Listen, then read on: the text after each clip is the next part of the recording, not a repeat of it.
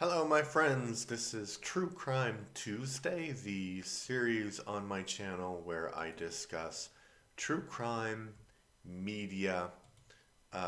Today, I'm going through a book by Ryan Green called The Beast, a chilling true story of a psychopathic child killer, and this is the story of Clifford Olson. So Clifford Olson was, because he's dead, fortunately, was a Canadian serial killer who killed about 14 girls and one boy in a very short period in 1981. And his case is really unique because he was arrested and he struck this really crazy deal where he said that he would tell the police the whereabouts of 10 of the bodies of the victims, and so that would be worth $100,000 to his wife and his unborn child. And then he would have then he would give the 11th victim and the 11th victim's location for free. So obviously this was very, very controversial, and he was convicted and he was sentenced to life in prison without parole. But so Canada abolished the death penalty in 1976, but there was a private member's bill to kill him specifically, like not reinstate the death penalty, but just for him. So I'm not sure how that worked, but that wasn't how that would have worked. But that didn't happen. Later on in his so basically he was in prison, and he said, so he had confessed to these 11, and he said, like, there's five more, so you give me more money or my family more money, and then I will, I'll confess to where they are. But at that point, the authorities said, no, we're not going to do that. And I'm not sure how they discovered the other five bodies, but it wasn't with his cooperation. So the wife of this guy, um, basically, they asked her to give the money back, and she's like, no, my husband's a very bad man, but we need the money. And 100,000 Canadian dollars in 1986 would be probably worth about $1 million now. So oh, that's a lot of money back then. And yeah, and later he tried to get paroled multiple times. He died in 2011, but before that, he made like really bizarre claims, like he had been granted clemency from the United States government because he had information about the September 11th terrorist attacks, but he was in a Canadian high security prison when that happened. So how would he know? So completely ridiculous. And he received two pensions. He received an old age pension from the Canadian government, and a pension that would supplement his income. So it basically worked out to be over $1,000 a month. And he doesn't have any expenses because he's in prison.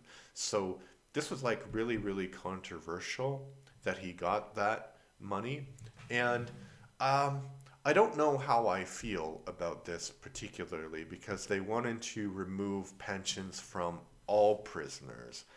And I think if you have somebody like Olson, who is never going to get out of prison again, and everything is dependent on, like, all of his expenses are provided for by the government, he doesn't need this pension, right?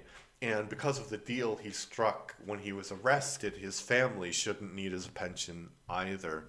But if we look at like more normal circumstances, like you can be in prison for like 15 years. So why shouldn't you have a pension if you worked before that, right?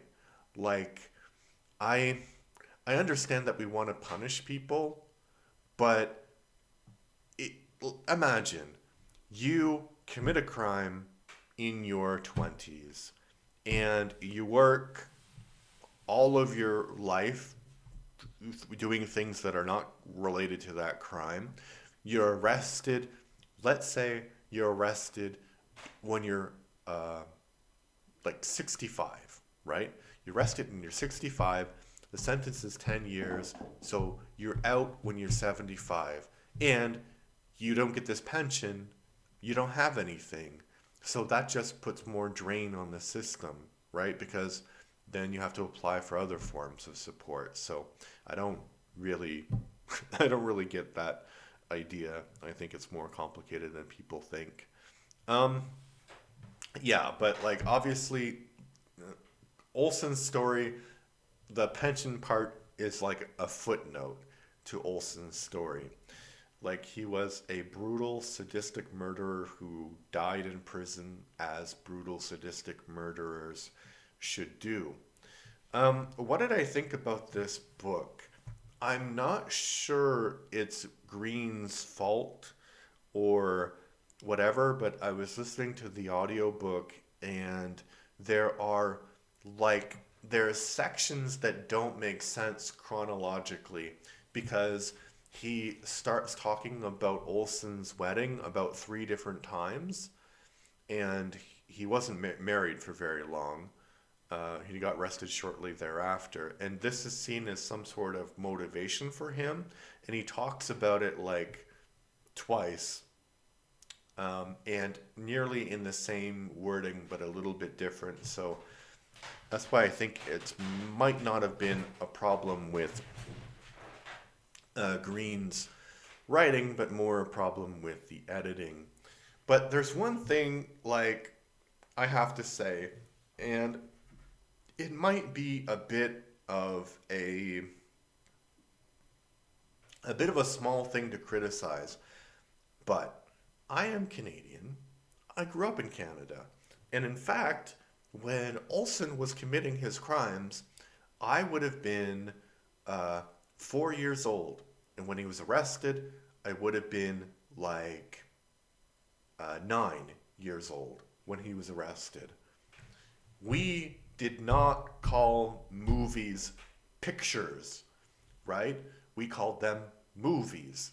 Like he says like these 13-year-old girls who would have been like a couple of years older than me were going like, "Oh, now I'll have some money to go to the pictures." Like no, like Green is British and um I know like in earlier books of his that I've read, he's been talking about like Americans referring to lorries and stuff, and it's not necessarily his fault, but you need some kind of like localization if you're talking about like a country that you don't know anything about.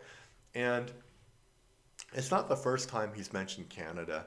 And, you know, like, it's such a small thing, but ugh, it was really irritating. Like, it kind of like makes it paints us as living in like 1950s, and I had a like really hard time because I was listening to the narration and they're discussing Clifford Olson and what he looked like, and I imagined that this was in like 1920 and he was like some.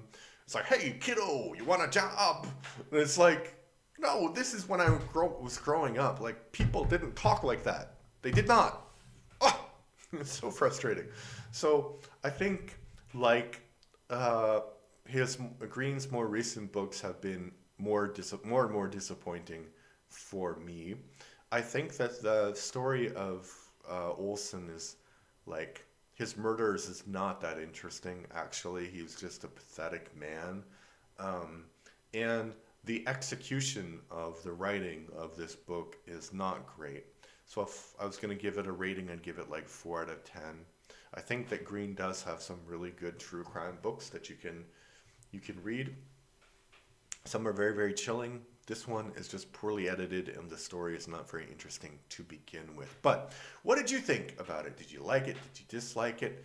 Put your thoughts in the comment section. If you like what I do, please subscribe. I'm trying to get to 150 subscribers by the end of January. And if you really like what I do, check out the Patreon in the show notes or the description. Bye bye.